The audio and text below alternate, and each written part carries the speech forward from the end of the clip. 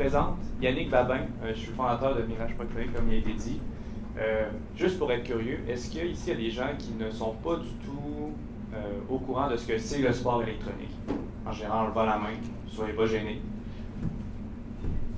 C'est parfait, parce que c'est un domaine qui est un peu méconnu au Québec et au Canada, mais comme on l'a vu avec les influenceurs, qui a été popularisé beaucoup plus aux États-Unis et notamment aussi en Asie.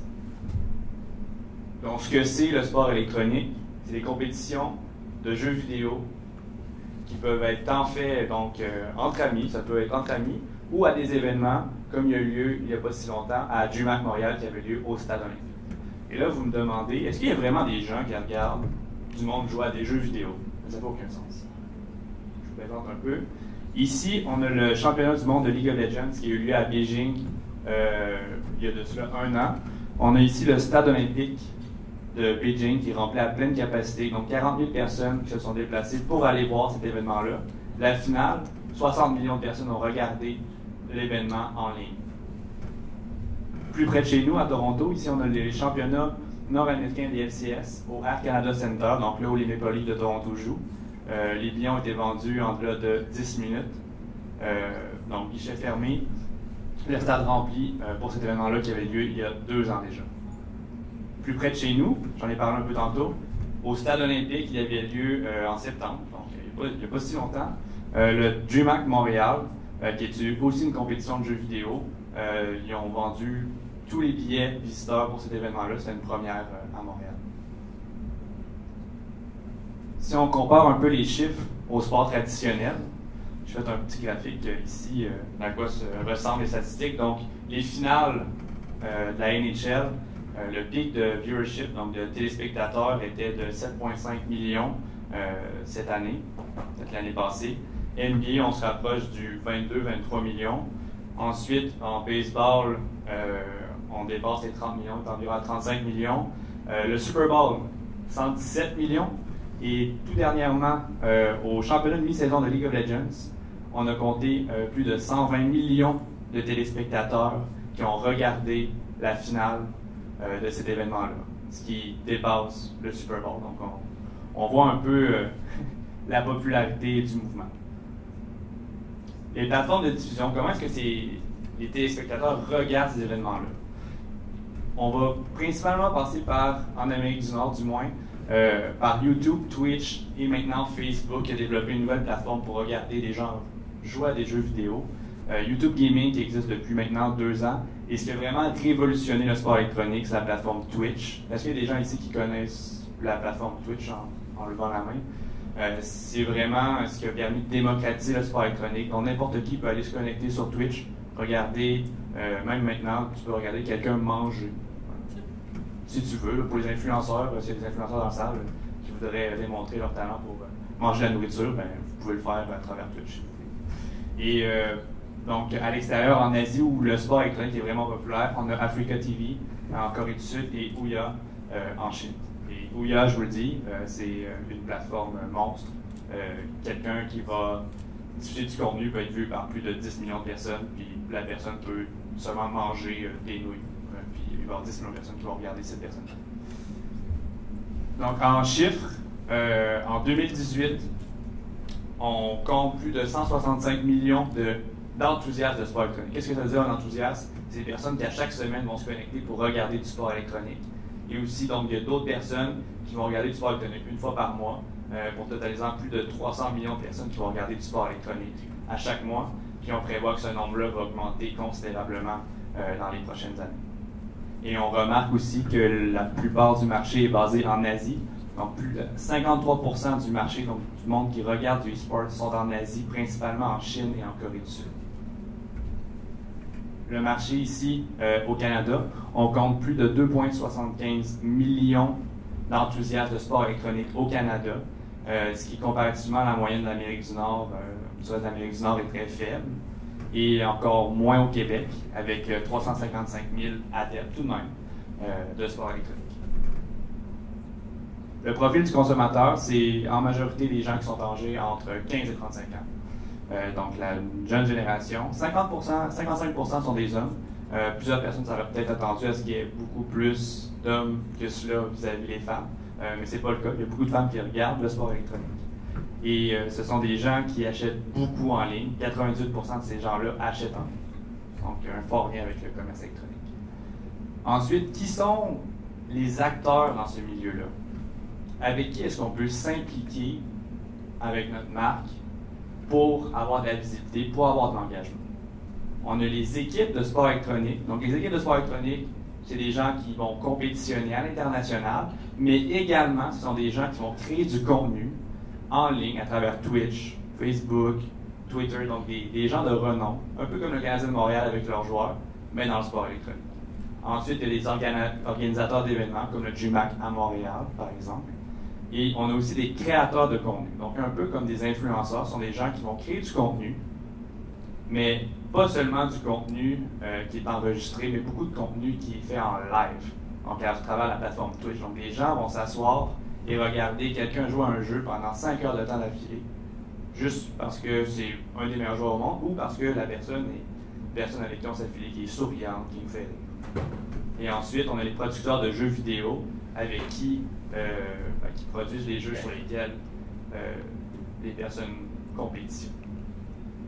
Donc, les équipes de sport électronique, on a un exemple ici qui est la Team Liquid, qui est une des équipes les plus populaires en Amérique du Nord. Donc, chacune de ces personnes-là sont tous des influenceurs, si on veut. Chacun a leur plateforme de médias sociaux. Chacune de ces personnes-là va diffuser du contenu et va même être prise en charge par des grandes marques. Si on prend Team Liquid, si je me rappelle bien, il y a le groupe SAP, Monster aussi également, qui va commencer cette équipe-là. Ils vont faire des partenariats pour promouvoir les différents produits. Ici, plus localement, on a Norton Arena qui a fait un événement il y a de cela déjà 2 ans, au Centre Bell. Un événement de CSGO, pour ceux qui connaissent le jeu, un jeu de tir à la première personne. Ensuite, on a les créateurs de contenu qui, selon moi, sont, pour beaucoup d'entreprises, les personnes qui sont les plus intéressantes à avoir un partenariat. Pourquoi? Parce que ces personnes-là sont en contact direct avec les personnes qui les suivent. Ici, on a Pokémon, qui est une des streameuses, on va appeler créatrice de contenu, qui est la plus populaire en Amérique. Est-ce qu'il y a des personnes qui connaissent Pokémon un peu? Qui est cette personne? Aucune. Parfait. Donc, Pokémon, ce qu'elle fait, c'est qu'elle va jouer à plusieurs jeux. Donc, pas seulement un jeu. Ici, on a le jeu Fortnite. Probablement des gens qui connaissent qu'est-ce que c'est Fortnite, je pense. Ici. Parfait. Donc, elle, ce qu'elle va faire, c'est qu'elle va interagir avec un chat qui est sur le côté, on ne le voit pas ici, mais qui est sur le côté du stream. Et les gens vont lui poser des questions, on va avoir des interactions avec elle, et elle va interagir avec ces personnes-là. Donc, il y a un fort sentiment entre les deux parties, une grande interaction.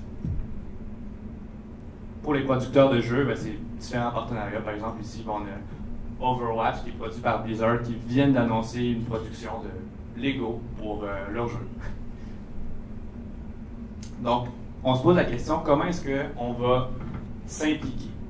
C'est important, comme dans le milieu des influenceurs, de déterminer ça va être quoi notre marché cible. C'est sûr que si, par exemple, vous avez un commerce en ligne et vous cherchez à vous expandre en Chine, ce qui est un défi de taille, mais un marché très intéressant, c'est certain que vous ne prendrez pas à travers Twitch, par exemple, avec des athlètes ici. Vous allez aller chercher des gens qui sont en Chine à travers les plateformes qu'on a vues précédemment. Ensuite, qui sont les acteurs intéressants pour moi? Est-ce que ce sont des équipes que je vais aller chercher? Est-ce que ce sont des créateurs de contenu? Est-ce que je vais être présent dans des événements? Ensuite, avec qui est-ce que je veux m'impliquer? Et finalement, comment est-ce que je vais le faire? Donc, le marché cible, c'est, comme je le disais, la géographie en est pour beaucoup. Il y a une grosse différence entre l'Asie et l'Amérique du Nord, par exemple. La tranche d'âge, est-ce que je vais aller cibler les plus jeunes? Donc, peut-être dans ce moment-là, je vais aller, par exemple, sur un jeu comme Fortnite, où la moyenne d'âge est beaucoup plus basse qu'un jeu comme CSGO. Et ensuite, est-ce que je vise les hommes ou les femmes? Encore là, la follower base d'un influenceur dans le milieu du e-sport va être très différente d'une personne à l'autre. Donc ensuite, les acteurs. Comment est-ce que chacun de ces acteurs-là, comment est-ce que je peux m'impliquer avec cette personne-là? Quel fit il peut y avoir? Donc un peu avec un influenceur, qui sont dans différents milieux, on ne va pas avoir la même stratégie de marketing avec une personne ou une autre. Puis ensuite, quelle est la visibilité que je recherche?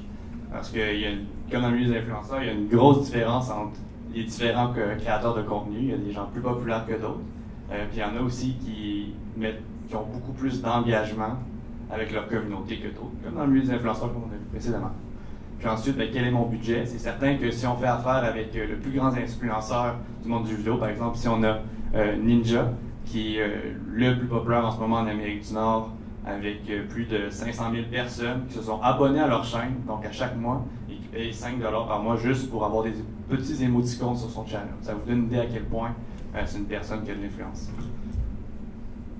Ensuite, comment est-ce que je m'implique? Ça, c'est vraiment la partie intéressante, puis là où il y a, selon moi, un gros avantage vis-à-vis des influenceurs. C'est qu'on a une plateforme comme Twitch, qui est une plateforme en ligne, qu'une personne va regarder pendant 5 heures de temps. Je prends le même exemple. Et là où ça devient intéressant, est-ce qu'il y a des gens ici qui travaillent ou qui ont une business dans le milieu alimentaire, par exemple, qui ont déjà fait affaire avec commander de la nourriture en ligne tout déjà fait ou à préparer? Donc, ici, je vous donne un exemple. Bon, bien, là, c'est plus au niveau de la commande, mais Uber Eats. Okay. Il n'y a pas si longtemps, il y a eu le lancement de cette plateforme-là, que probablement ici, beaucoup de gens connaissent. Et le e-sport n'a pas passé à côté. Donc, je vais vous faire un exemple imagé avec ma propre personne, comme si j'étais l'influenceur. Donc, ici, on a Bjergsen, qui est un joueur de League of Legends pour l'équipe de TSM. Et Uber Eats a décidé d'avoir un partenariat avec TSM, donc avec l'ensemble de ses joueurs. Donc, pas seulement Bjergsen, mais l'ensemble des personnes qui font partie de l'organisation. Ce qui arrive, c'est que Bjergsen va jouer à son jeu. Et après une heure, il dit, bon, moi j'ai faim. Donc, ce qu'il va faire, il va aller avec chacun des personnes qui le regardent, et on va s'éloigner du micro, et il va faire l'action de commander sa nourriture avec les personnes. Donc, c'est pas non seulement une personne qui va présenter le produit, c'est une personne qui va faire avec les personnes qui le regardent l'action de commander la nourriture et qui va éduquer les personnes avec qui il interagit. Donc là, on vient de franchir vraiment une étape supérieure comparativement à ce qu'on peut faire avec une simple photo, par exemple. Donc, ça ne devient pas seulement un ambassadeur, ça devient une personne qui éduque sur ton produit. Et ensuite, après qu'il ait fini sa commande, donc là, il recommence, il repart à son jeu. Puis ensuite, à peu près 30 minutes plus tard, toc, toc, toc, le livreur rentre. Donc là, le livreur rentre, prend sa nourriture et il commence à le manger en live, en jouant en même temps à son jeu. Donc là, on vient vraiment chercher toute l'expérience client au complet. Et ça, c'est un modèle qui peut se traduire facilement à plusieurs compagnies. Que ce soit une compagnie automobile qui, je ne sais pas, quelqu'un va il va monter sa propre voiture en ligne, va aller sur le site de Toyota, de Nissan, va monter sa propre voiture et le faire avec l'ensemble des personnes qui le regardent. Mais c'est sûr qu'au final, il faut que ça soit quelque chose qui rejoint le créateur de contenu. C'est super important, on le dit. Donc là, ici, on a une image là, de Uber Eats, donc il devait passer par cette plateforme-là. Et en même temps, on connaissait un peu les goûts du créateur de contenu.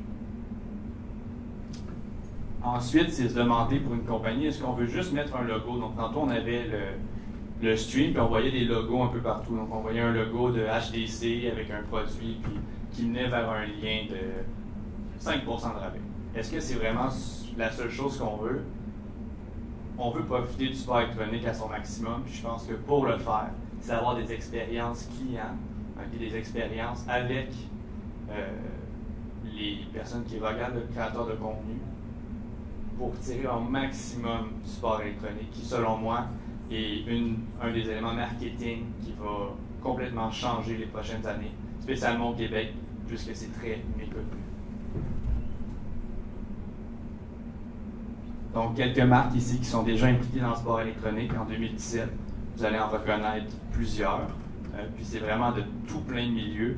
Puis ils réussissent à trouver des façons d'amener leur compagnie à fidéliser les gens grâce à des créateurs de contenu qui interagissent avec eux.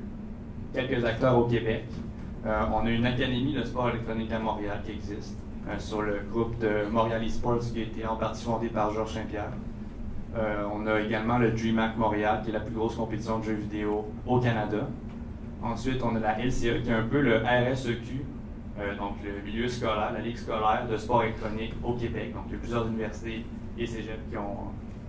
Puis ensuite, on a Mirage Sport électronique, on a Stéphanie Hervé, peut-être que vous connaissez. Et finalement, on a la Fondation des gardiens virtuels, qui est... je ne sais pas si ici, je ne sais pas si vous n'êtes pas. Puis, bon, ça ajoute pas mal la présentation ici. Et merci.